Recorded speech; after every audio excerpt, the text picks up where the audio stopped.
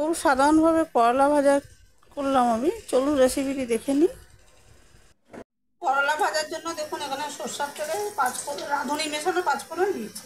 গোল গোল করে কেটে রাখা করলাগুলো দিয়ে দিয়েছি। এবারে একটু স্বাদ মতো নুন আর হলুদ দিয়ে ভালো করে নাড়াচাড়া করে মিশিয়ে নিচ্ছি। এবার ঢাকা দিয়ে ভেজে নেব। খুবই সাধারণ একটি রেসিপি। আসলে আমার চ্যানেলটা খোলাই ওই জন্য যে যত সাধারণ রান্নাই হলেই আমি সেটা শেয়ার করি আমার চ্যানেলে।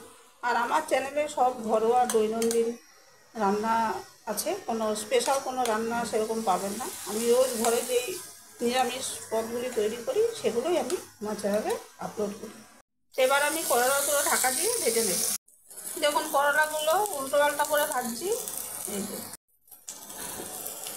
অল্প অল্প ভাজা হতে লালচে হতে শুরু করে দিয়েছে, আবার বাকিটা এরকমইভাবে ভেজে নেব।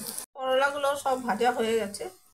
সাধারণ করলা ভাজার আমার হয়ে গেছে। আর তার সাথে করলা আর মসুর ডাল দিয়ে একটি ভর্তা রেসিপিও করেছি। সবগুলো আমার চ্যানেলে দেখতে পাবেন আপনারা।